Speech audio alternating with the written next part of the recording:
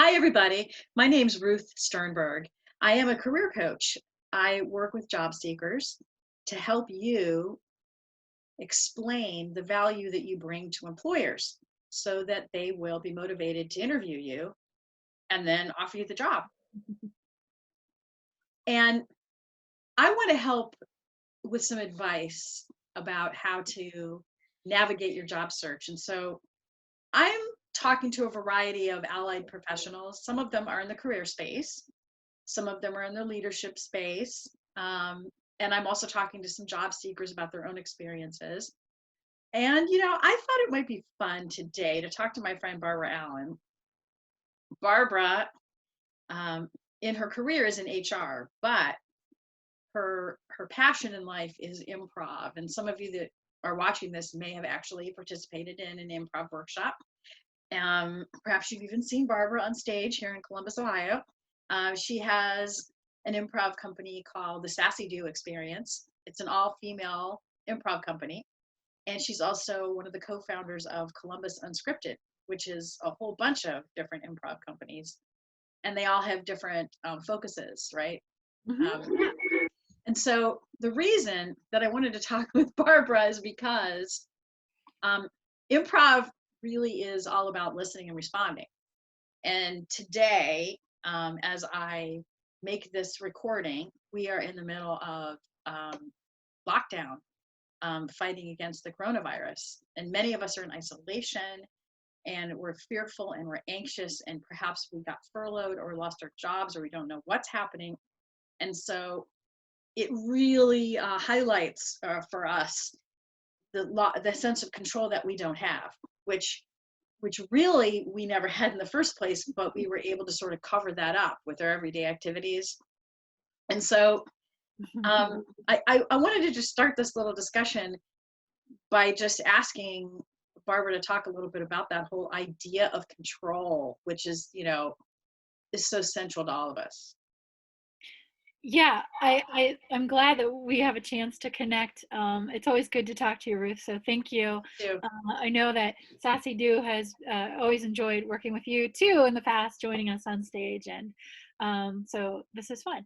Yeah, I think I love this idea of control. I mean, it's something that we talk a lot about in improv. I mean, an improv performance, as a teacher of improv and as a student of improv, you know right away that there's sort of two lines, at least for me, is this idea of creation versus discovery. And creation, it really ties to control. You'll definitely see people like sometimes, and we're all in this at different points in our careers, but like someone will whisper to you in an improv class, hey, come on out, we're going to do this scene and I'm going to tell you exactly what it is. That's controlling. That's not improv. It's like, immediately that's become something else. But control gives us a sense of safety. It gives us a sense of maybe I can predict and I can control. It can sort of control what's going to happen. But honestly, I think, like you said, control is in our own heads, right? We can't really control. We really all are improvisers, whether we want to cop to it or not. And then that idea of improv is really to say yes. So it is tying to that idea of discovery and things like listening and dialogue and being in the present. And so really, this idea of discovery or listening in the presence is giving into or giving less focus on control and more on our human skills and our human abilities of listening and responding. So I guess for me, that's where the idea of control is false in a sense. Well, right. And for those of you who've never experienced an improvisation exercise or really kind of can't get your head around what we're talking about, when you practice it in an improv environment, it's all about being in a particular scene or situation, Right. something that's going on, but you don't know what's going to happen, right? So, for instance, I don't know, what's an example of a scene that could happen? You're in a grocery store, Yeah. right? And all of a sudden, I don't know, something happens. You And slip on a banana peel. right, you slip on a banana peel on the Right. grocery aisle. Yeah. So then right away you have a choice as the person who slipped as to how you're going to react to that. And the Yeah. people who are around the scene have a choice as to how they're going to react to that. Right. And you as the person who slipped could just get up and say, well, I'm done. I'm leaving. Right. And it's all shut down and the scene's finished. Or you could Mhm. say to yourself, well, no, I'm going to say yes and I'm going to stay here. Well, Mhm. yes, I did look foolish, but, and then you kind of make the scene go on. Yeah. Right. And there are new discoveries that are made Yes. in that space too. Um, and so, yeah, so that's really, I think, what we're talking about. And I think life's like that too, because For every sure. day you are presented with new situations, like, for instance, this isolation. Um, and I have to wear a mask. Uh, I can't buy toilet paper, oh my God, I've been furloughed. Or, Exactly. oh my gosh, I know I need to go to the emergency room. I cut myself, but I don't, the emergency room might be dangerous. I don't know. There are just all kinds of things like that, you know, that, that you have to navigate every single Yeah. day. Right. Mhm. And Definitely. so, yeah. And we were kind of scoping out what we're going to talk about a little bit. And so this is the beginning of the conversation, but really, um, it's all about listening and observing, right? Mhm. You are, you are in a moment, you're seeing what's going on, and you are making that choice about what your response is going to be. Mhm. Um, and you can't engineer it all the Right. time, right? Exactly. In fact, Barbara has a story about that. It has to do with the performance that you did, right? Yeah. Yeah. Yeah. And So tell that story a little bit about what that taught you. Yeah, and I think one of the things that we had sort of talked a little before that ties in is this idea of control gives us a false sense, and that really trusting self is actually more powerful, and it's hard to do, right? It's hard to do because sometimes we have those. I mean, I think about it as a performer, we have those little voices in our head that say you're not good enough, or there's fear, or this sort of ego. One of the things we often say in improv is let go of your ego. You want to let go of your ego and not let that control you, because it will start to help make you make smaller choices or be a self-critic. And we do that every day when we're interviewing for jobs, or we're Oh, out yes. in the Oh my world. We God. have that self-critic that makes us feel smaller, sort of traps us from our humanity. So a great example for me is early on in an improv. There was a thing called Improv Wars, which is a long-running institution here in Columbus. And years ago, we were in this competition, which already makes me nervous, competing over art, because I think everyone's expression is really important. But it's a friendly competition, and it was at the Funny Bone. It's a big deal. Like probably 200 or 300 people are there, and so they're all sort of very deeply critical on a Tuesday night. Make me laugh kind of way. And so as a team, you had to present 2 or 3 games that you were going to play. So my group had decided to play a very highbrow game. You may know it as, it's called Playback Chicken. And you do a scene, you ask for an audience suggestion, and that drives the scene. You do it once, just without any sort of expression, just so that people can see the arc of the conflict and know what's coming.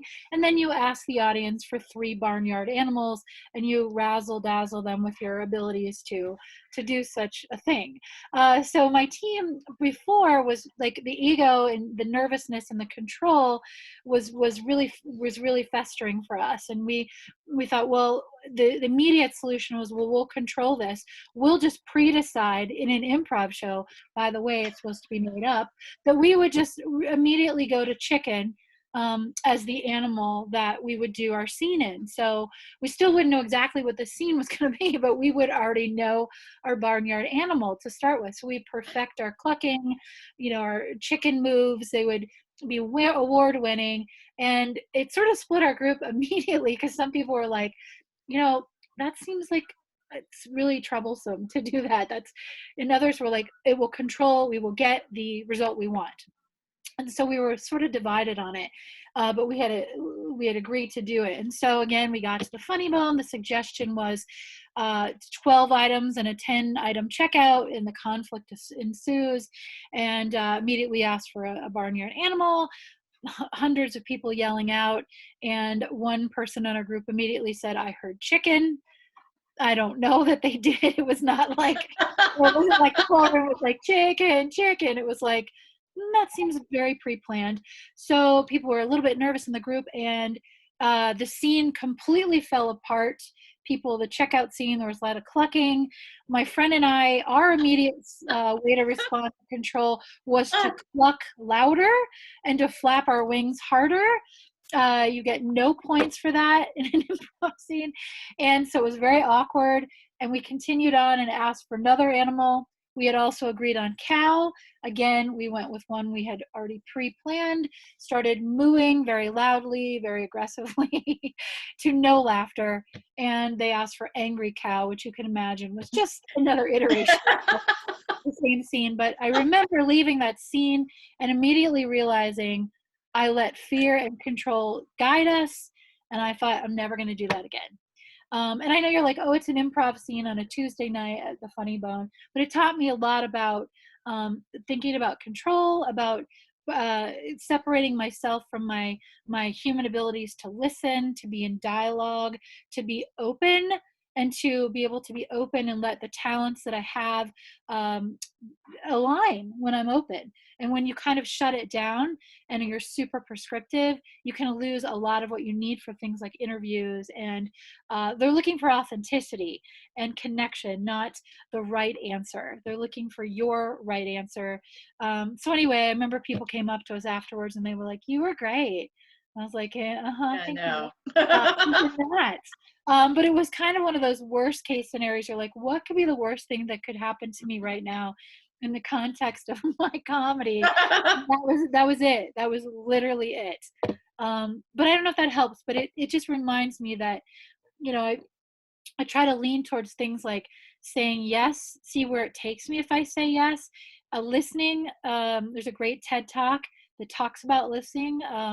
It's by a comedian. His name is Dave. I've got to get you his last name, but he's from Victoria, and I think it's about 2011. It's called the Way of Improv. But he says listening is that I'm willing to change. Doesn't mean I have to, but I'm willing. And 1,000 yeses can take us somewhere, but a no ends everything. So Oh my God, yeah.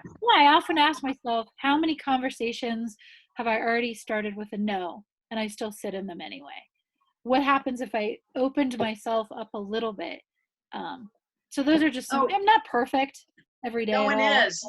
But we're seeing so but much of that now on Facebook. I mean, and the posts on Twitter and we're just seeing people just have this stance of no, you're wrong, no, you're wrong, no, I'm not doing that. No, that's not how it should be. And there's not a willingness to say, well, yes, maybe. What, tell me more. You know, I you know I'm it just went through my head, this whole mask thing. People are yeah. protesting at Costco and saying, we're not wearing a mask. You can't make us wear a mask. And I'm thinking, well, what if you just said yes? Yes, okay, I'll wear a mask, because then that opens up all these wonderful possibilities, like Mm-hmm. different fashion colors. I saw masks advertised. They're actually scarves. The mask comes down and there's a scarf, and then you can tie it around your neck, and then when you're not wearing the mask, you just tuck it in, and it makes a nice decorative scarf. Oh, yeah, yeah. My friend who lives in Manhattan, who's been isolated for a while, she has a beautiful collection of masks, like covering a whole wall, all different colors, shapes. I think she's, it's annoying to wear a mask, yes, but she's kind of having fun with it, Mm-hmm. Yeah, that's And it's awesome. an opportunity to hide and not wear makeup. Um, Exactly. you can go incognito with a nice pair of sunglasses. Yeah, I don't know. It's all in how you're approaching the situation, right? yeah, yes. And it's the same with looking for a job. You know, you can say, oh, I can't talk to that person. Or you can say, yes, I'm gonna send a note to the hiring manager. I'm just gonna do it. Yes. Mm-hmm. Yes, I'm gonna go after that position. Yeah, why not? Why not me? You know, um, every day we're presented with all kinds of things that happen, and I think that being in this period of relative quiet helps us really maybe spend some more time with ourselves to listen to what's going on in ourselves, in our bodies, Yeah. to Mm-hmm. try to respond to that. and to maybe try to put into practice, right, some of Absolutely. these principles. Absolutely. Do you have any thoughts about maybe how, when this person watching gets up tomorrow morning, maybe they should try to what? I mean, yeah, one of the things that, yeah, you're like, what should I do? I mean, that's one of the things, again, this idea of tapping into some of these human qualities, these things like dialogue, listening, um, coming without judgment, brainstorming. These are all spaces, and if you're someone who prefers control or, likes to have structure, it's even putting structure around some of those. Like, I know oftentimes, if I'm in a situation where people prefer to have structure, I might say, well, I'm using brainstorming now. Like I put it into play, like I'm using this as a tool, or I'm going to listen differently now. I'm going to use it as a tool for my advantage, or for if I'm looking for a job. The same things too. I mean, we talk a lot. If you think about people, especially in this time, we're going to have to think about the transferable skills that we have, right? Because jobs are going to shift. We're going to have to be able to know ourselves a little better, what we have to offer, and not as a list of skills on a paper, but maybe more as a human conversation. So, I always ask people to think about themselves very broadly, about interests, things they like to do, opportunities they've had, and then you can always narrow back down. But a broad approach to see all the possibilities, you could always narrow later. So I think it's the same as like improv, as well, is to say yes up top, and then you can always sort of make some decisions later. But if you don't come in with a possibility mindset, it's really hard to go somewhere. So I know it's hard for people, and I don't mean it in like a Pollyanna way, but like, just shift it. Try saying yes to something that you wouldn't typically do. It's not like you're going to be completely exposed. I mean, it's not that weird Jim Carrey movie where I say yes to everything, but there might be. I mean, who would have said 7 weeks ago we would be doing any of this? So saying yes is a way to put yourself in an opportunity space, for Which is sure. kind of what we did with in the state of Ohio with our own leaders. Yeah. Um, there was a lot of controversy Hmm. about some of the decisions that were made about taking kids out of school and Right. closing down businesses and not opening up too fast and things like that. And I think that was a decision. I think Governor DeWine just said, yes, we can do this. Yes, let's not say no, no, no, that'll never work. No, yes, yes. And Right. yeah, Well, so I think, yeah, so I think that the motto you could adopt is let a yes be my umbrella. yeah, Right? right. I mean, because you just don't know where it's going to lead you. So fabulous, fabulous. Thank you. Thank you for that. Yeah. Thanks, Ruth. A little bit of a meandering conversation because that's what happens with this topic. It's kind of hard to get your head around it.